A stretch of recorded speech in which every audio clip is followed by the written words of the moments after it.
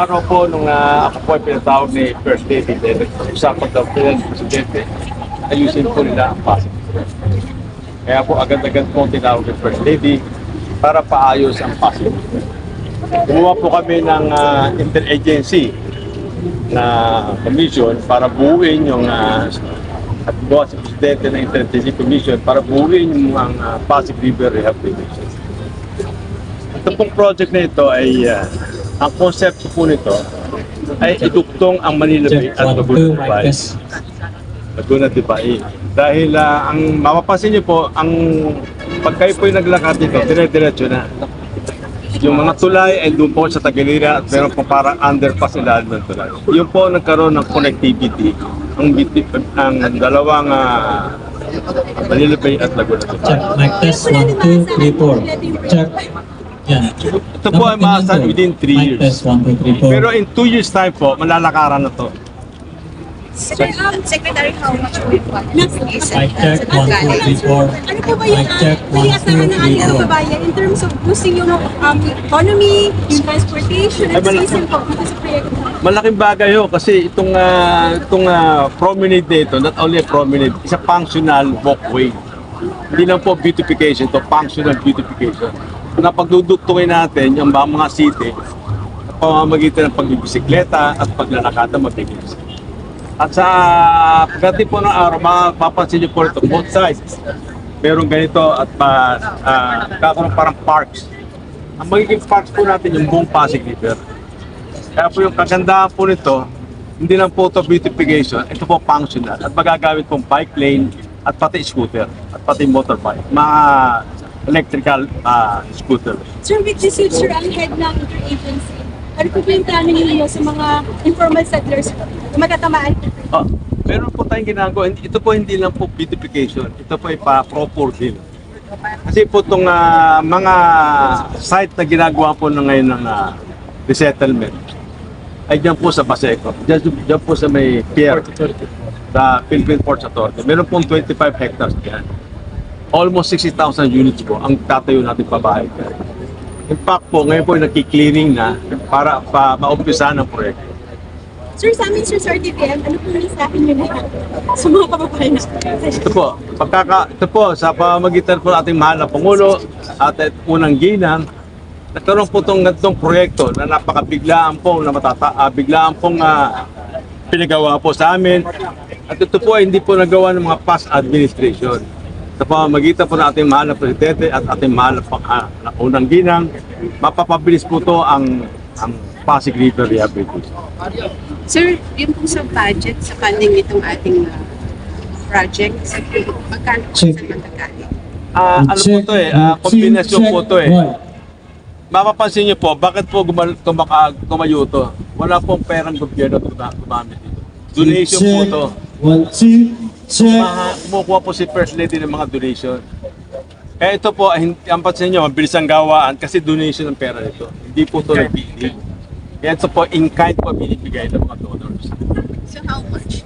Siyempre po, yung mga donors ay po na sinasabi ko, since na, Magkano na lang, sir, kahit ballpark, kahit hindi na sino? alin po? Yung How much lang? cost. Ito po, ito aabutin po ito ng mga 18 billion. As yung kabuuan na po yun. Kabuuan po lahat. Sir, yung housing project po, para sa resettlement. Dalawa pong housing project po natin sa Rizal. Isa po dito sa Lupang Arienda, sa Rizal. Alam niyo po, itong project na ito, dutuktong po ito sa isang central park doon sa Rizal. Almost 100 hectares, 150 hectares ang area na pinagplanuhan po namin gawing central park. Na pampalit po, Marcos Park po, pampalit po sa Luneta.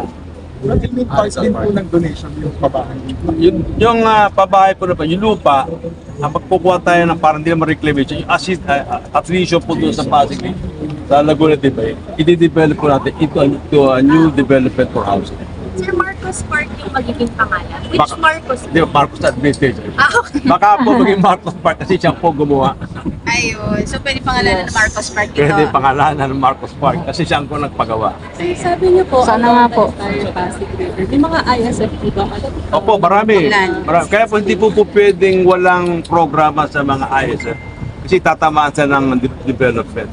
Kaya po yung mga ISF, palilipat po namin sa PPA at iba naman sa mga estero. Hindi lang po kasi ito Pasig River pati po estero kasama dito. In fact, nung nakarang araw, kasama po kami ni Secretary Benhar, saka po ni Chairman ng MMDA, at saka po ni DNR.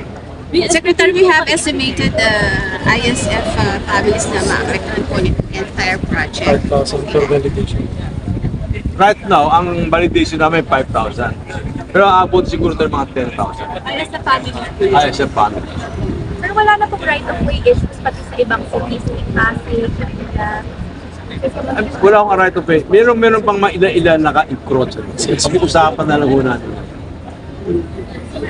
Naging status ng pag-lipatan ng ISF, kompleto na po ba ito? Ilang percent? Wala pa, di pa. Anyway, ito namang project natin, gumagalaw pa lang. Kaya sumasabay. Sisabay eh. Habang gumagalaw yung project, gumagalaw din yung resettlement. Para sabay tumatayo yung dalawa. 3 years makukompleto. Yun, pipilitin po natin 3 years mo kompleto. For now, sir, wala pang affected na families. Wala pa. Bali dito sa akin natatayo. Okay, ito kamukha po nito, walang squatter dito, walang ISF dito. Kasi kaya dito kami nag-umpisa. So yung mga walang ISF, mag-uumpisa po kami. Pero pagka yung yun, sabay naman ginagawa yung resettlement. Secretary, gano'ng kahaba yung kailan mo structure? ito masisimulang pwede impulpakan ng mga tao? At anong mga atraksyon ang maaasahan? Kasama po namin dito yung NCAA, si Mr. Manalo. Dahil gumagawa rin sila ng mga tourist spot.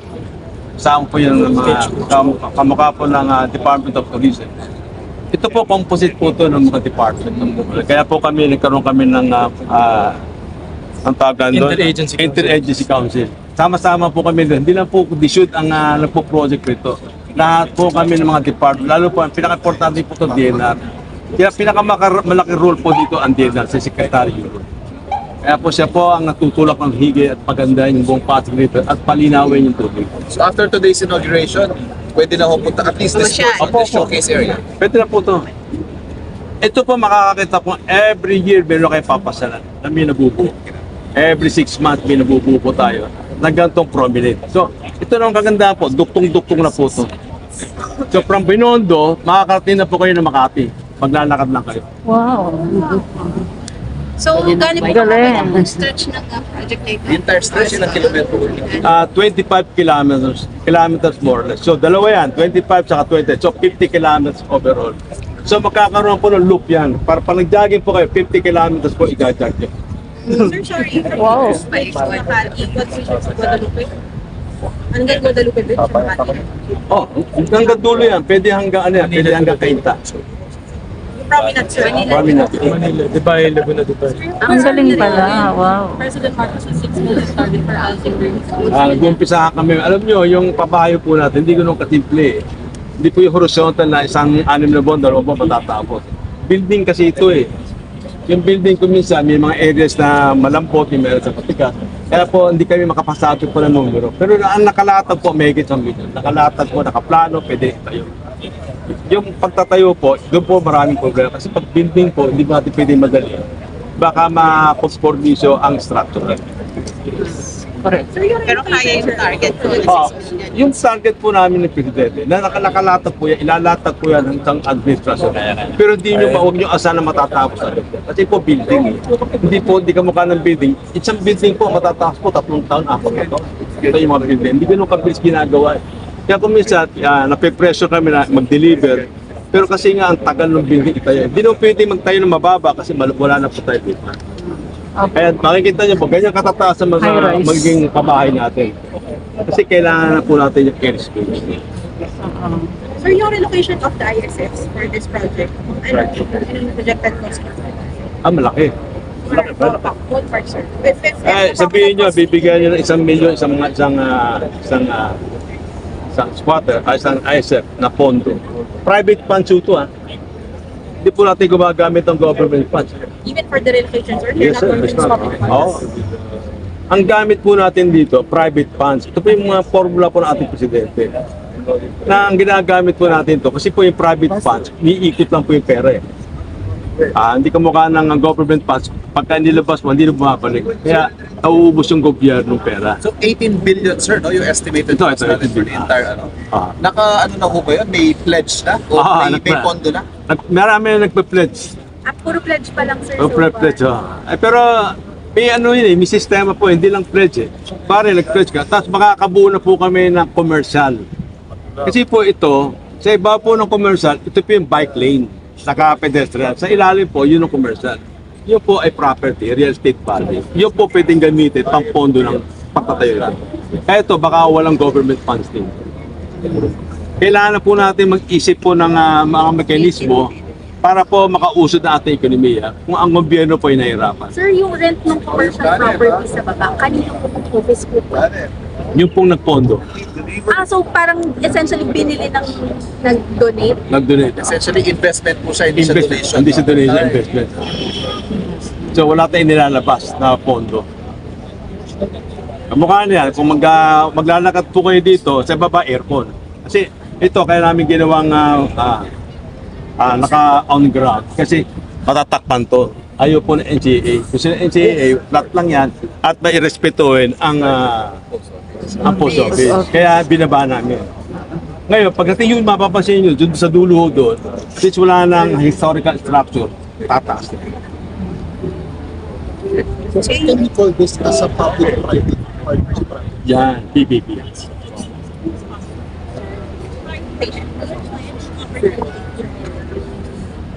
Marami pong nagpe-pledge. Hindi natin makasiguro kung tutuloy lahat. Pero tingin po namin ni First Lady, marami pong gusto magbigay. Kamusta naman po yung role? Siya po ang matinding role dito. Nasa likod lang po siya ng project na ito. Pero siya po lang tutulak lagi sa amin. In fact po, every week nagmi-meeting po kami dito para ma-umpisa at matapos yung project. Kaya po ang tulak po ng ating mahal na Polo, lalo po sa First Lady, napakalaking role po natin. Mahal na po na siya. Salamat po, sir. Salamat. Thank you po, sir. Salamat po. 25 kilometers yung Pasig River State. Estimate kung ilang percent na po ng 18 yung meron na talagang hawak na nila. Dapat pala nag-live. Pwede papakita. Hindi pa, record mo na lang. Record, sir.